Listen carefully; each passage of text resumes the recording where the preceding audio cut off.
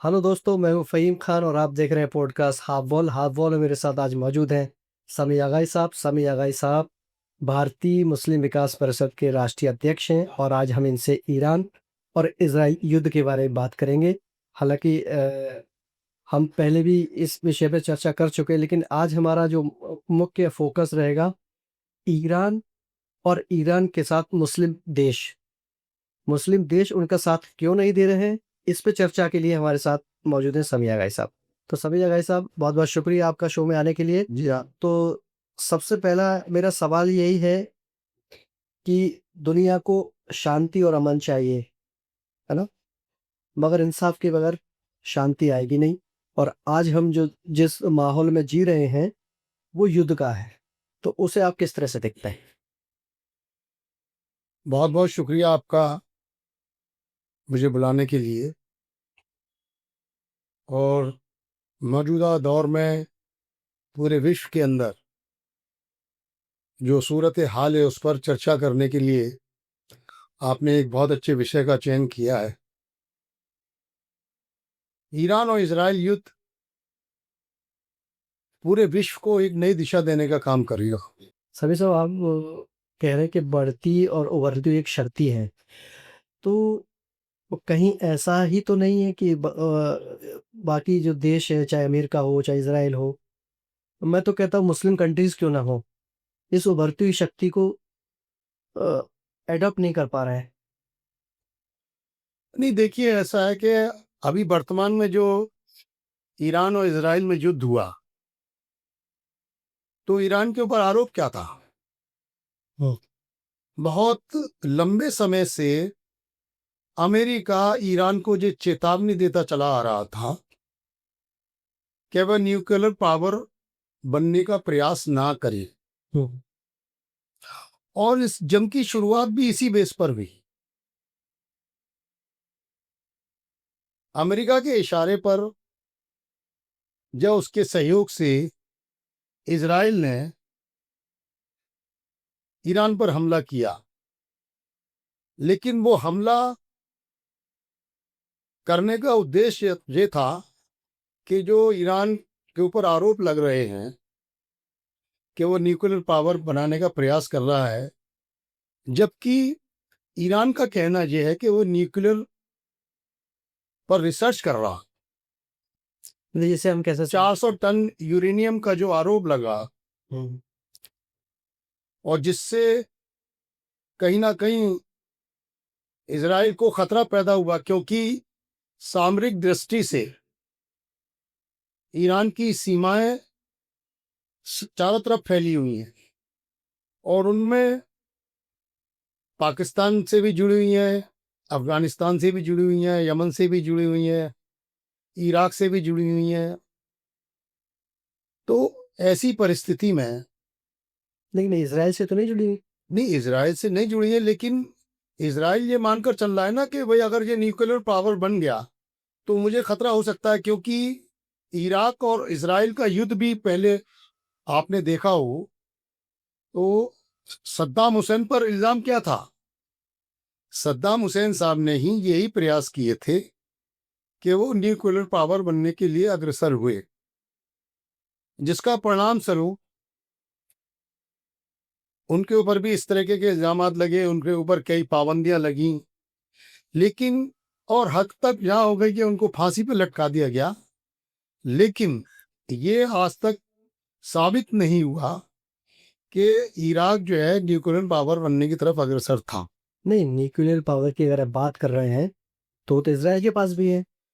नहीं, देखिए इज़राइल के पास भी है, अमेरिका के पास भी है, और अगर मुस्लिम कंट्री में देखा जाए तो न्यूक्लियर पावर सिर्फ पाकिस्तान के पाकिस्तान के पास। पास है। ठीक। अब ऐसी स्थिति में अमेरिका ये कतई नहीं चाहेगा कि कोई और दूसरी इस्लामी शक्ति शक्ति के रूप में सामने आए। पाकिस्तान से अगर जो पाकिस्तान ने परमाणु बम बनाए हैं उसमें अमेरिका का हित जुड़ा हुआ था।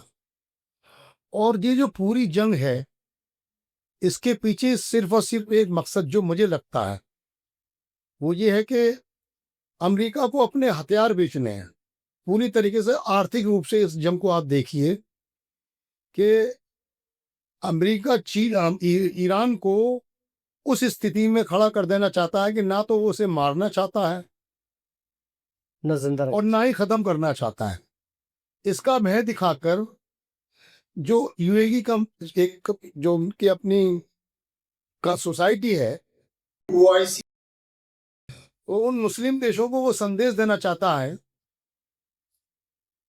कि आप मेरे अधीन रहिए। जो 51 देश हैं वो भी तो अमेरिका के अधीन ही है, ईरान के साथ तो कोई भी नहीं है।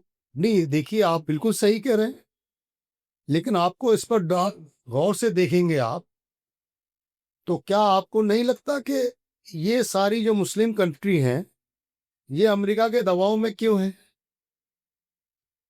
चाहे आज इस सीज फायर के प्रोसेस में कतर का बहुत बड़ा रोल रहा है, और जहां तक मेरी जानकारी है, जहां तक मुझे पता चला है कि राष्ट्रपति ट्रंप ने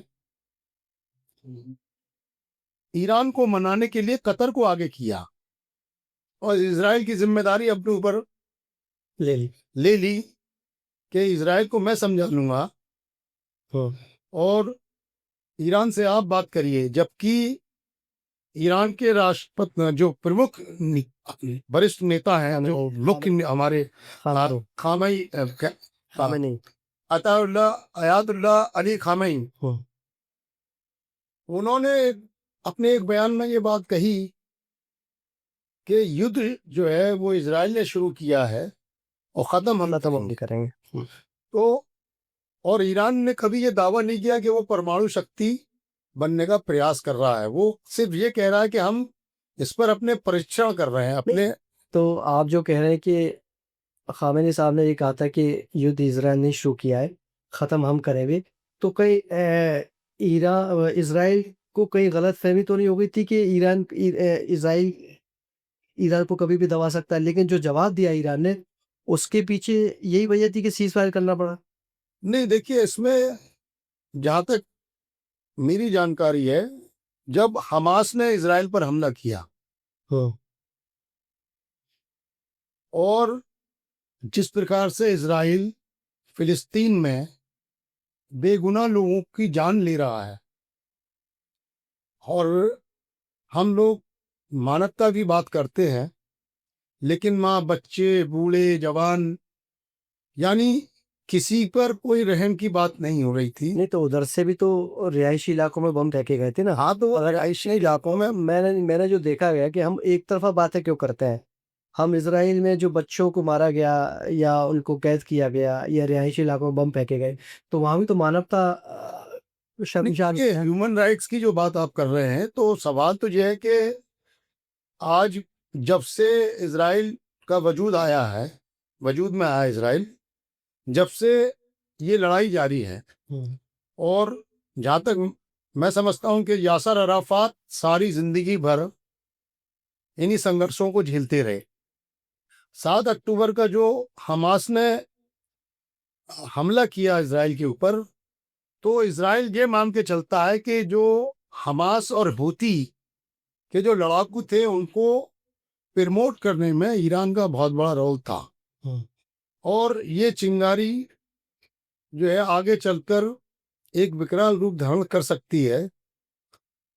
उसी के पस मंजर में ये सब चीजें आज आप देख रहे हैं। नहीं, तो इजराइल और ईरान का जो युद्ध है, आप उसे युद्ध की तरह से देखते हैं या इसे धर्म युद्ध कहते हैं, या कह सकते नहीं, हैं? ये इजराइल और ईरान का युद्ध धर्म युद्ध नहीं है, क्योंकि अगर ये धर्म युद्ध होता तो आपने जैसा भी कहा कि इस्लामी कंट्री ईरान के साथ खड़ी क्यों नहीं हुई, सवाल तो ये भी उठता है ना। फिर अगर ये धर्म युद्ध था तो इस्लामी देश है। नहीं, वो तो ये भी हो सकता है कि अमेरिका के दबाव में तब भी खड़ी ना हो। नहीं, ये बात बिल्कुल सही है कि अमेरिका के दबाव की वजह से ही इस्लामी कंट्री ईरान के साथ खड़ी नहीं दिखाई दे रही, लेकिन अगर ये धर्म युद्ध होता तो कम से कम पूरा विश्व 2 खित्तों में बट जाता, 2 वर्गों में बट जाता, क्योंकि इजराइल जो है वो ईसाईयत को मानता है और ईरान जो है वो इस्लाम को मानता है। अब इस इस्लाम के मानने में भी उनके साथ एक स्थिति ये है कि वो शिया ग्रुप वहाबी है, वहाँ 90% जो है वो शिया हैं, तो शिया और और सुन्नी का जो मुस्लिम कंट्री हैं वो सुन्नी मसलक के मानने वाले हैं। तो लेकिन जब इस्लाम की बात आएगी तो उस स्थिति में तो कम से कम सारे देशों को इस ईरान के साथ खड़ा होना चाहिए था अगर धर्म युद्ध होता तो। ये जो जैसे शिया और सुन्नी का कह सकते हैं मतभेद आपस में, ना साथ देना उसका ईरान का। नहीं नहीं, ये देखिए ऐसा है कि आ, बहुत से देशों ने, सुन्नी देशों ने भी ईरान का साथ देने का ऐलान किया। और अगर आप इसमें धर्म युद्ध की बात कर रहे हैं तो रूस तो खुलकर ईरान के साथ खड़ा दिखाई दिया और उसने चेतावनी भी दी। अगर ये धर्म युद्ध होता तो मतलब दो खैमों में बढ़ जाती दुनिया, लेकिन रूस तो पूरी तरीके से क्रिश्चियनिटी को मानने वाला है, तो ऐसी स्थिति में रूस को तो नहीं खड़ा होना चाहिए था। लेकिन हमारा मानना यह है कि ये जो है वो पूरी तरीके से वैश्विक स्तर पर व्यापारिक युद्ध है, क्योंकि जिस तरीके से आज हथियारों का चलन प्रयोग में आ रहा, और निश्चित तौर पर अमेरिका जो है एक बहुत बड़ी पूरे विश्व की हथियारों की सप्लाई करने की एक स्थान है, सारे विश्व में उनके अपने आप हथियार बिकते हैं। तो ऐसी सूरत में मैं समझता हूँ कि ये 12 दिन का युद्ध हुआ और इस युद्ध में हजारों करोड़ रुपए का नुकसान ईरान का भी हुआ और इजराइल का भी हुआ। लेकिन फायदा किसको हुआ? अमेरिका। फायदा तो अमेरिका को हुआ ना, कि उसके हथियार सब तरफ बिके। तो ऐसी स्थिति में अगर इसको हम इस नज़र से देखें कि भाई ये जो युद्ध हुआ इसके परिणाम क्या है, और जिस प्रकार से ट्रंप ने सीज फायर की घोषणा की, तो सीज फायर जब भी किन्हीं दो मुल्कों के बीच में होता है तो उसकी कुछ टर्म्स एंड कंडीशंस होती हैं। तो वो भी आज तक विश्व के सामने ये कुछ नहीं रहा सामने कि भाई किन आधार पर जो है ये। और मजेदार बात ये देखिए कि ट्रंप की घोषणा के पश्चात ईरान ने इजराइल पर और इजराइल ने ईरान पर हमले किए। तो क्या ऐसा लगता है कि ट्रंप की बात कोई नहीं मान रहा? नहीं, उसके पीछे इसके पीछे कुछ स्ट्रेटेजी है? नहीं, स्ट्रेटेजी है या नहीं ये तो समय बताएगा, लेकिन ट्रंप ने अपनी नाराजगी जताई और ट्रंप ने कहा कि मैं दोनों देशों से नाराज हूं। तो कहीं ना कहीं मुझे लगता ये है कि माननीय ट्रंप साहब भी पूरे विश्व को एक ये संदेश देना चाहते हैं कि साहब मैं लड़ाई नहीं चाहता हूं, लेकिन अंदर खाने उनके जो प्रयास हैं वो शायद नोबेल पुरस्कार पाने के लिए भी हो सकते हैं, क्योंकि जिस प्रकार से पाकिस्तान ने उनके नाम का प्रस्ताव दिया, तो अभी विगत कुछ महीनों में ही हिंदुस्तान और पाकिस्तान के बीच शैडो फाइट हुई और उसके लिए भी ट्रंप साहब ने ऐलान किया, जबकि पाकिस्तान और हिंदुस्तान में ऐसी कोई वार्ता नहीं हुई। और आज तक ये भारत में ये चर्चा का विषय है कि साहब भारत में जो विपक्षी पार्टियां वो भारत की सरकार से ये पूछ रहे हैं कि भाई आपने किस आधार पर ये सीज फायर किया और इसका घोषणा ट्रंप साहब ने क्यों की। अभी आपने एक अच्छी बात कही कि पाकिस्तान के जो आर्मी चीफ हैं मुनीर साहब, उन्होंने ट्रंप को नोबेल पुरस्कार देने के लिए कहा है कि उन्हें मिलना चाहिए। लेकिन आपको नहीं लगता कि पाकिस्तान ने 2 घंटे या 4 घंटे बाद फिर अमेरिकी हमले का निंदा किया? तो इसको किस नजरिए से देखते हैं? देखिए, आपने अभी गौर किया होगा कि जैसे ही ये सीज फायर हुआ और उसके पश्चात जब दोनों देशों ने एक दूसरे पर आक्रमण किया, तो पाकिस्तान जो कल तक ईरान के साथ खड़ा दिखाई दे रहा था उसने फौरन अपना रास्ता बदला। तो वो तो वैसे भी पाकिस्तान के लिए तो कहा जाता है कि वो क्रिकेट की तरह से रंग बदलता है, तो जब चाहे नहीं नहीं, देखिए तो अपने मफाद के लिए कुछ भी करेगा। देखिए हर मुल्क अपने मफाद के लिए काम करता है, और मुझे लगता है कि राष्ट्रपति ने अगर आसिफ मुनीर को दावत पर बुलाया और दावत तब लाकर लंच कराया। उस बीच एक बहुत बड़ी घटना हुई वैश्विक स्तर पे। आप देखें तो अभी G7 की जो मीटिंग कनाडा में हुई, उसमें हमारे भारत के प्रधानमंत्री जी वहां गए थे। और स्वयं भारत के प्रधानमंत्री नरेंद्र मोदी जी ने ये बताया कि जब वो वहां से निकले तो राष्ट्रपति ट्रम्प का उनके पास फोन आया कि आप भारत जा रहे हैं तो यहाँ होते हुए चले जाइए।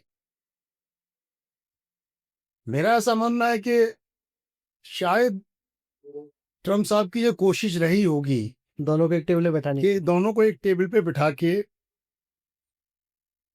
वो कोई संदेश देना चाहते होंगे। लेकिन मैं इस मामले में भारत के प्रधानमंत्री की तारीफ करूंगा कि उन्होंने इस चीज को समझा और उसके दूरगामी परिणाम के बारे में समझा, और उन्होंने बड़ी आसानी से अपना रास्ता निकाला कि मुझे कहीं आवश्यक काम से जाना है, फिर मैं बाद में देखूंगा। तो कभी कभी ऐसी घटनाएं होती हैं जो दिखता कुछ और है, उसके मायने कुछ और होते हैं।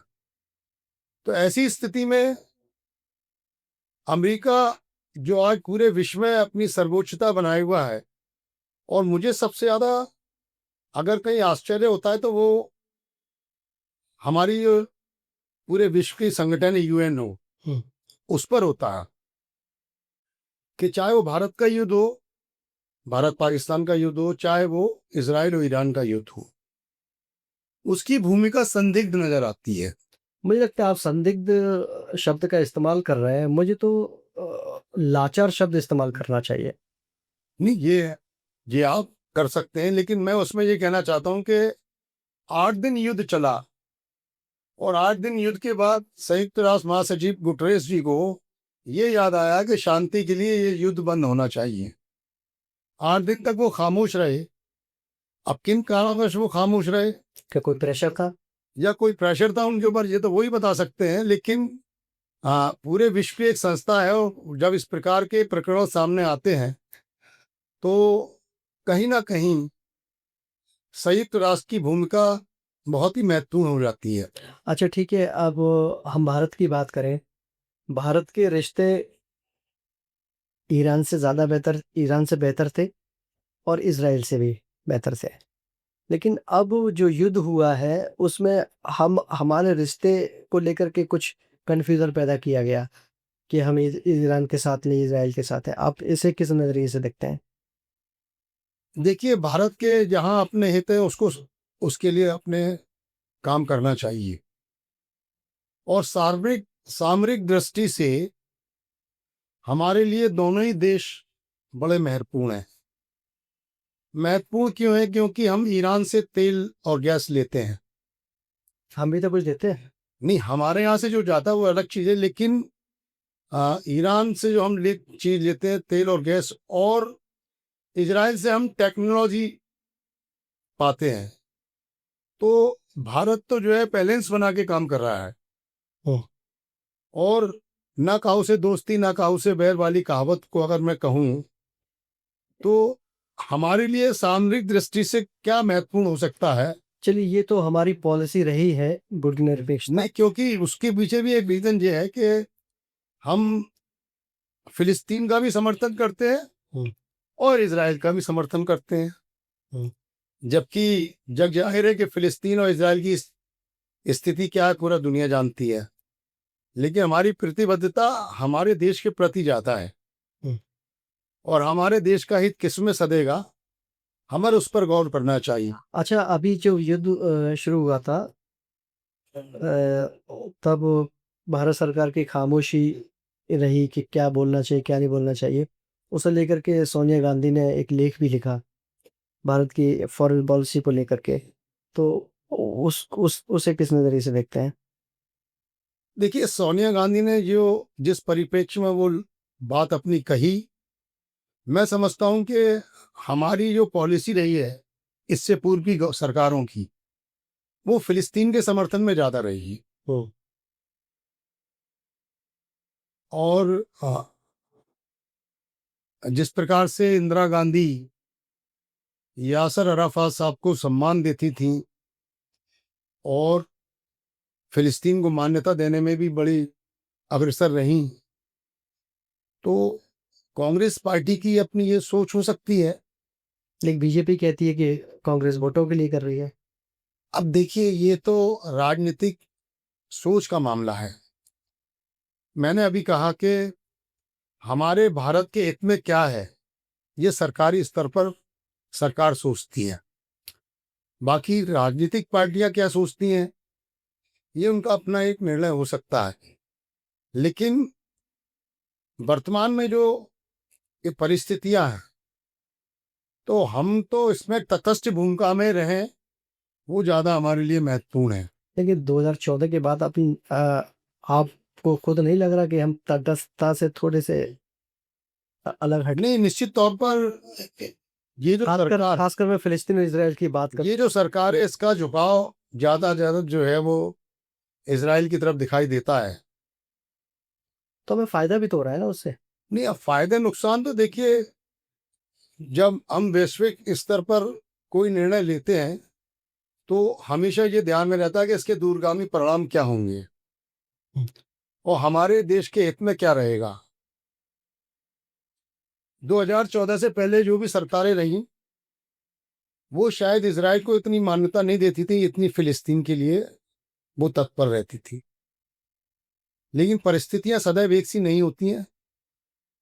समय समय पर हमेशा इनका आकलन होता रहता है और जो वर्तमान सरकार होती है उसका ये अधिकार होता है कि वो देश को किस दिशा की ओर ले जाना चाहती है।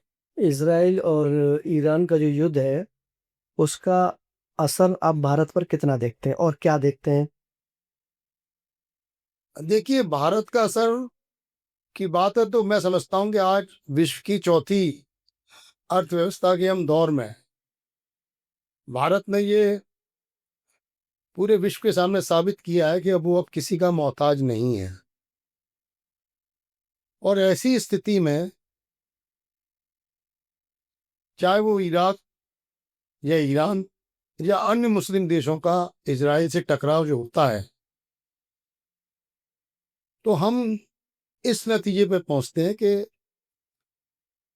हम अगर इन सब चीज़ों में पड़ेंगे तो उसमें हमारे देश के हित में और अहित में क्या रहेगा, उस पर हमारा दृष्टिकोण होता है। हमारे सबसे मधुर संबंध हैं और हम अपने उन रिश्तों को बनाए रखना चाहते हैं। लेकिन पहली प्राथमिकता हमारी अपनी जो है, वो हमारे देश के हित में क्या हो सकता है, उस पर हम अपना निर्णय लेते हैं। अच्छा, इसराइल का जो आरोप है कि ईरानी जो प्रॉक्सी ग्रुप्स हैं, हिजबुल्लाह, हमास, वो बहुत ज़्यादा खतरनाक है, वो लगातार उसे नुकसान पहुंचा रहे हैं।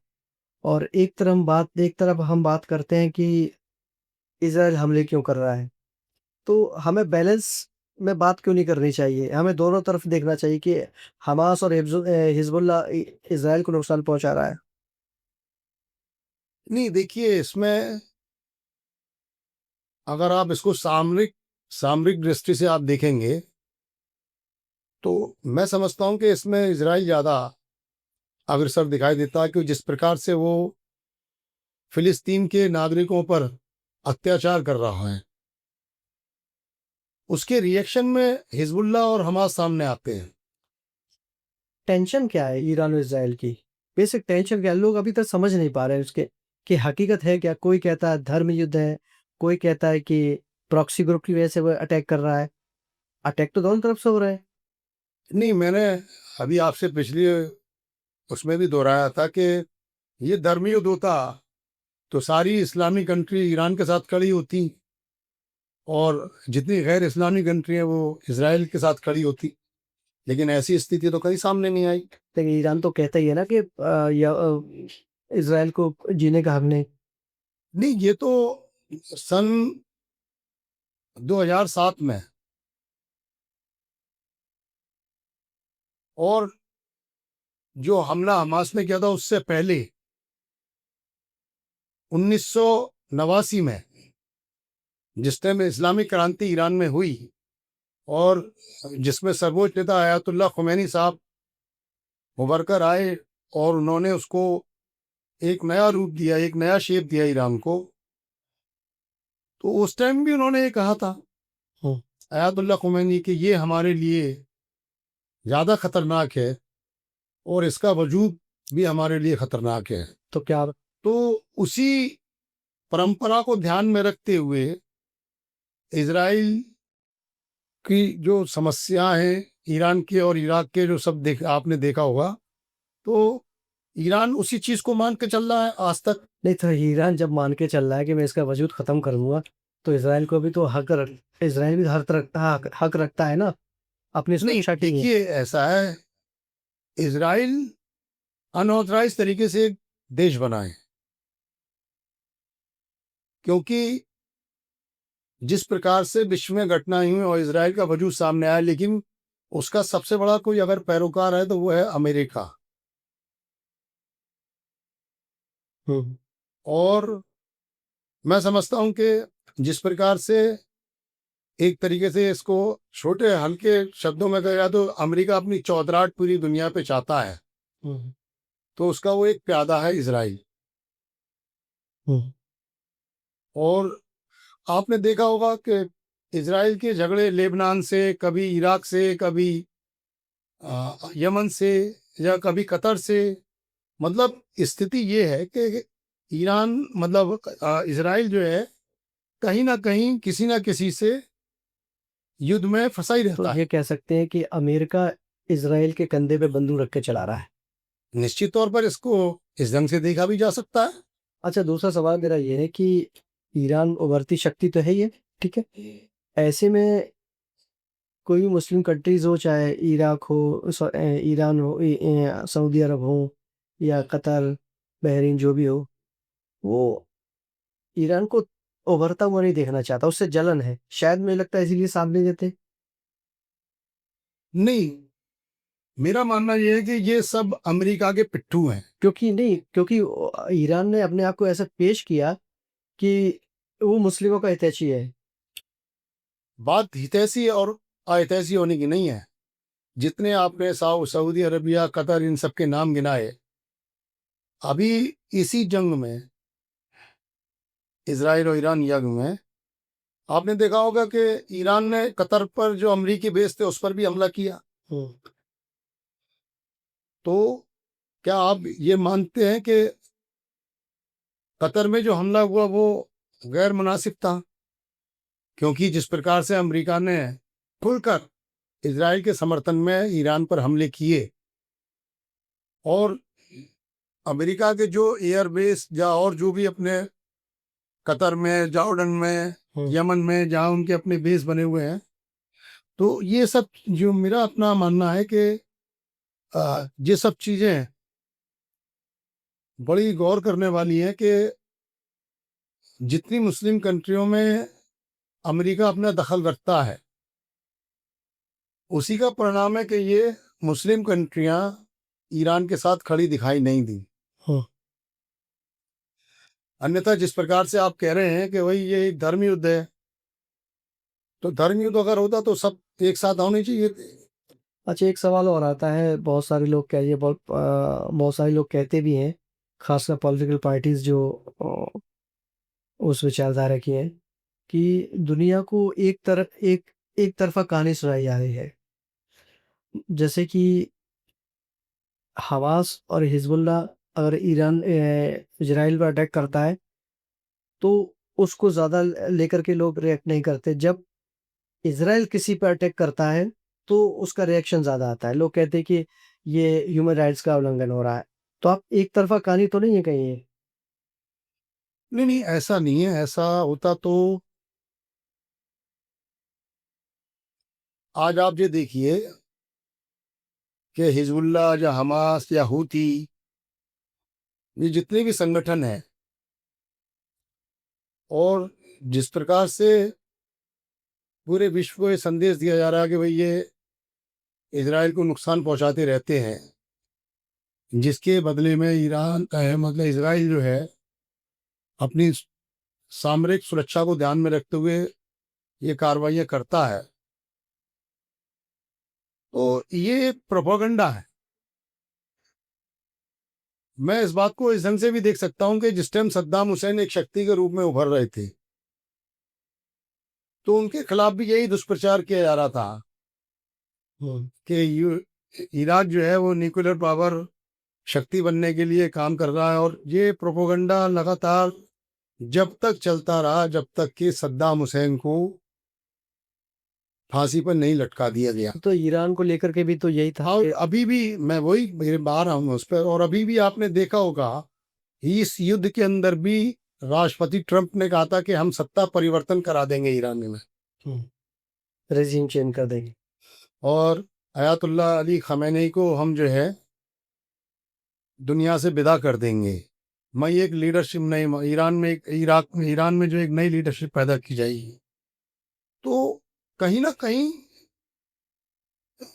मैं मानता हूं कि जिस प्रकार से ये एक प्रोपोगंडा पूरे विश्व स्तर पर, सिर्फ इसमें अकेले सद्दाम ही नहीं थे, कर्नल गद्दाफी भी थे, असद साहब भी थे, समझे। मतलब इन इन सारे लोगों को, या इसमें यासर अराफात को भी हम जोड़ सकते हैं कि जिस प्रकार से उनकी हत्या की गई।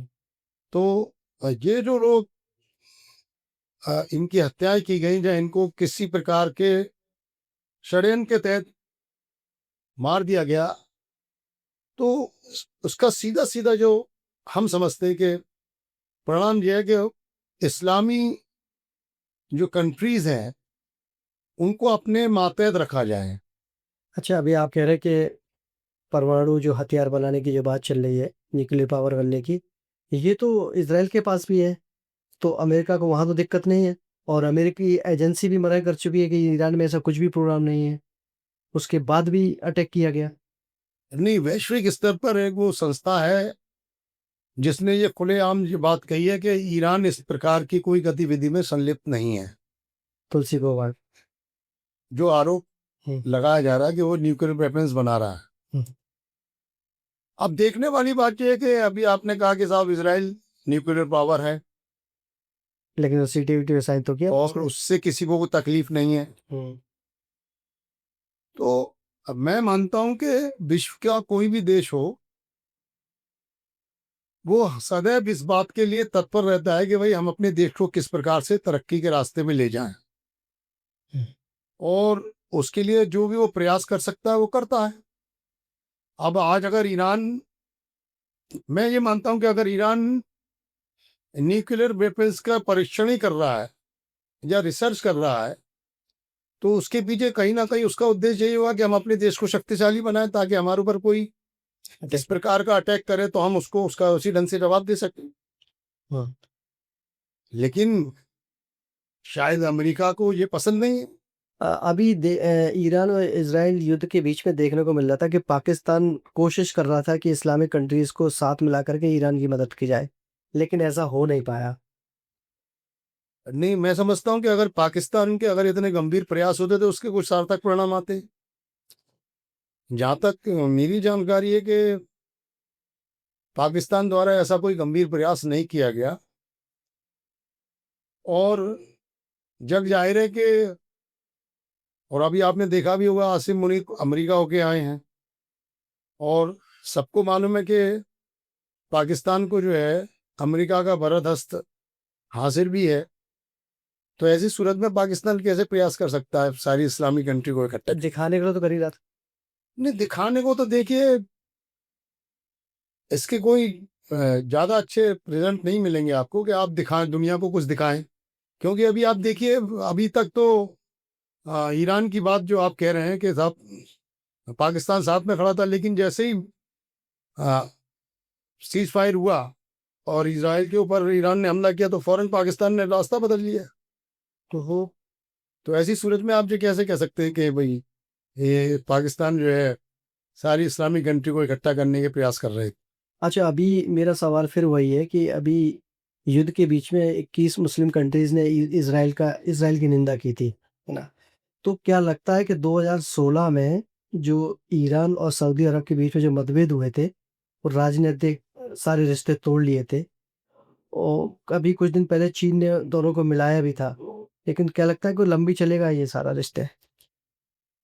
क्योंकि यहाँ लड़ाई फिर वही शिया और सुन्नी की देखने को मिलती। देखिए, कहीं ना कहीं इस्लामी कंट्रीज में ये मतभेद तो जग जाहिर है कि साहब, हाँ, मजहबी तौर पर शिया सुन्नी के विवाद चलते रहते हैं। और 2016 में जो सऊदिया और ईरान वगैरह की जो मतभेद उभरे हैं, उसमें एक महत्वपूर्ण रोल ये वजह भी थी जो धार्मिक आधार पर विभाजन करती है। मैं नहीं समझता हूँ कि चीन ने जो प्रयास किए वो कितने सार्थक तक पहुंचे, लेकिन ये मतभेद तो चलते रहेंगे।